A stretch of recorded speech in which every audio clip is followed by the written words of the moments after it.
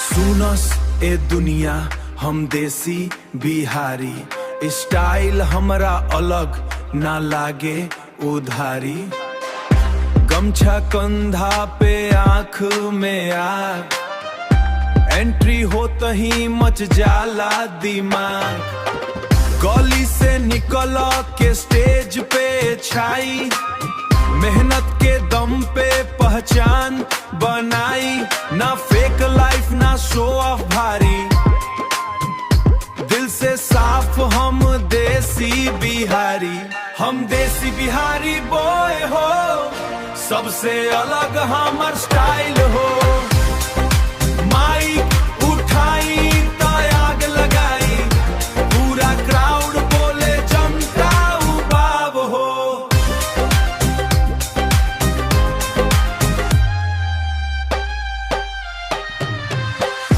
Beat पे बोलेला अपना कहानी, गरीबी में बीतल बचपन रानी।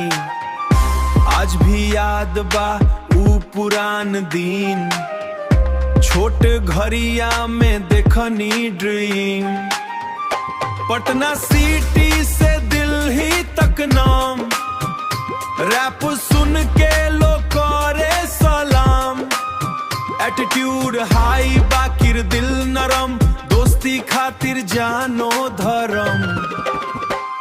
हम देसी बिहारी बॉय हो, सबसे अलग हमार स्टाइल हो।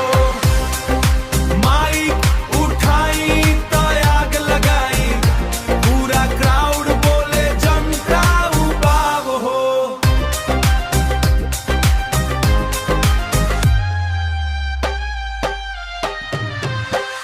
रात भर स्टूडियो में करे मेहनत, तब जाके मिलेला थोड़ा इज्जत।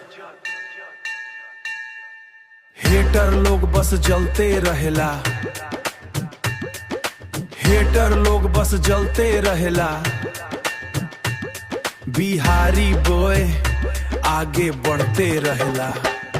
हम देसी बिहारी बॉय हो, सबसे अलग हमार स्टाइल हो।